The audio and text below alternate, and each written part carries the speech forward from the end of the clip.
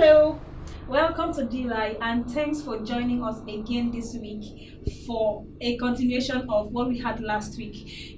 Previously tmak has promised to take us around his own personal experiences regarding purpose, vision and mission. And last week we treated a few topics which we shared with you, and today I really want to look at the mission statement, how to write it, how to follow it up and all that. So stay with me.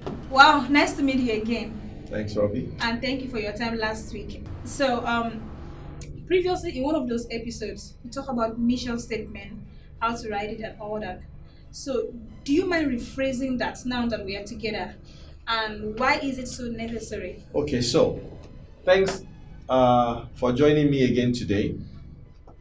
I spoke about mission statement, and for some of you, these terminologies are becoming very confusing. Exactly. So I started with purpose, Okay. then I spoke on vision, then somewhere in that mix I spoke about envisioning, and now I am speaking about mission statement. Okay. They are not the same, and it's a graduation that leads you to a point where there is clarity for you as you write your life plan. Now, here is it.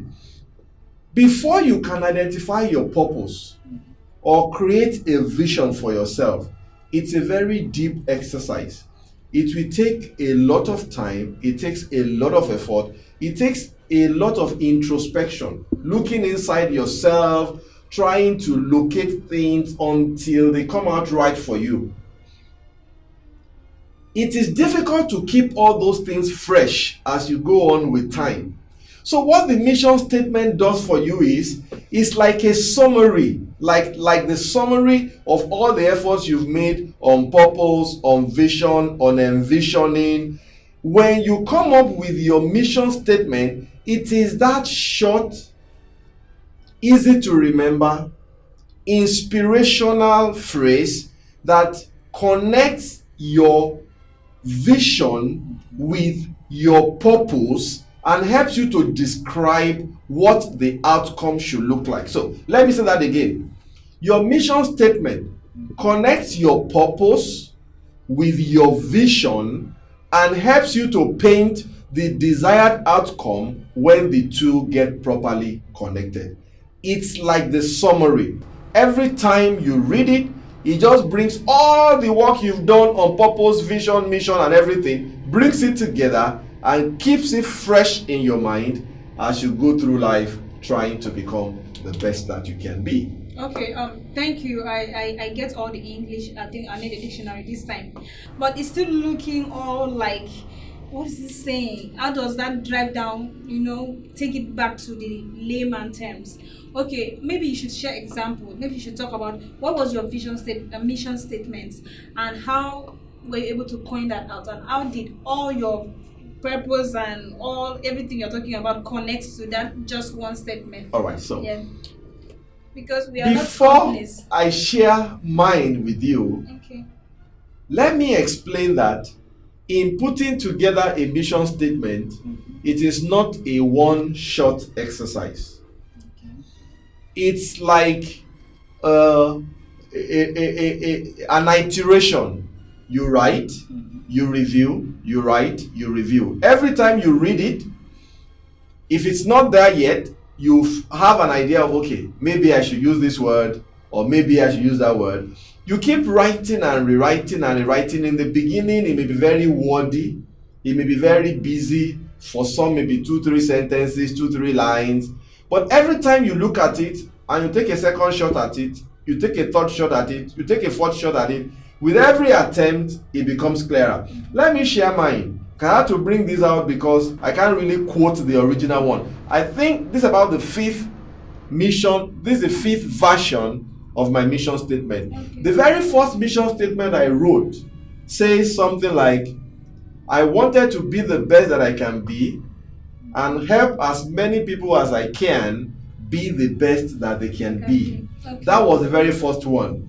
But with time, attending lectures, attending programs, reading books, I attempted one to say, to make the best possible use of my communication, organization, leadership, innovation, relationship skills, to achieve excellence, both for myself and my contact, in pursuit of a better world. That kind of brought the last leg of it to it. But believe me, it's too wordy. A mission statement should be short, should be easy to remember, and must be inspirational. Those are the first three building blocks. So then I took another shot. I said to design, and that's the current one, to design and build systems that work in pursuit of a better world.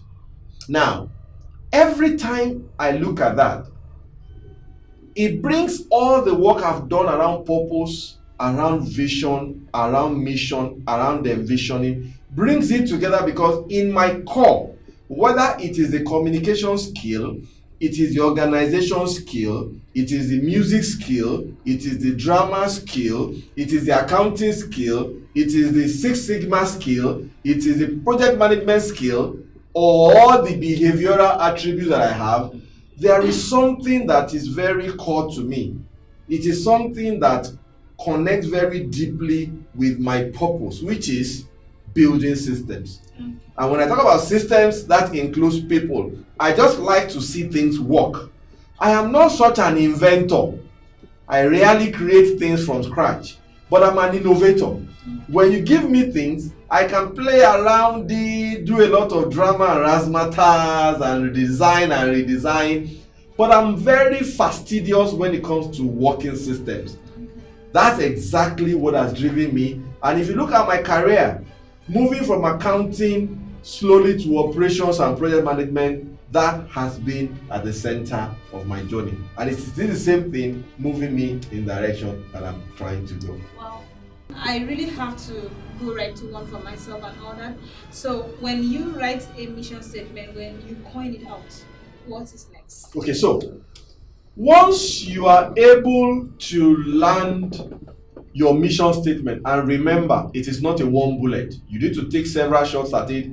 There is no right or wrong mission statement, by the way. What is mine does not necessarily have to be what is yours. It is something that when you look at it, speaks to you. Your mission statement may not speak to me, mine may not speak to you, but you must find out one that works for you. But once you are able to craft out your mission statement, the next thing then is to sit down and write a life plan. You need, it is not, your life plan is not something you carry only in your head. It's not an idea, it's not a feeling. You have to sit down and write a life plan, which becomes like your own compass that takes you from step to step. And believe me, this one I'm talking about is not conventional. Many of the things I teach here, they are not things I learned in school. They were my experiences, some of the inspirations I got, some of the things I got from reading books, and I have proven them in my life. I've been able to share them with some of my mentees, and it works. And that is why I'm here to share it with you. Okay. Wow, thank you so much. It's been a long talk. I'm sure our time is up already. So the last thing you mentioned now is life plan. I don't know if I'm going to be able to come here to talk about it, or how do you want to go about the next episode from here now will be a classroom session where I will take you to the board. By the way, if you are interested in the template, feel free to write it. I'll share it with you so that ahead of that class you have it with you, and then you understand how it works. The template alone is not useful if you don't watch the next episode, because in that episode I will take you through how to write it. It is not conventional, and that is what I want everybody to look forward to, because from the next episode we start with the real writing. That is when the rubber meets the road. We'll be looking forward to the next episode where you will take us down to the life plan, where your rubber will meet the road, like you said. Thank you for watching. Don't you just love tmak? He's so open, he's so brilliant. There are so many things to talk about. You really wish to be in my shoes right now, to sit close to him and ask some of these personal questions. Okay, so this is where I end my questions with. He's got a bigger show next week where he's going to take us through the life plan and all that.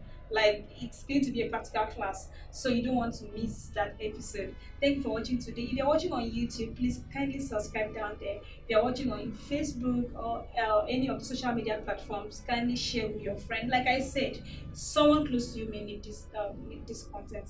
Thank you so much. Until next week when you will meet him. Stay in touch and bye bye.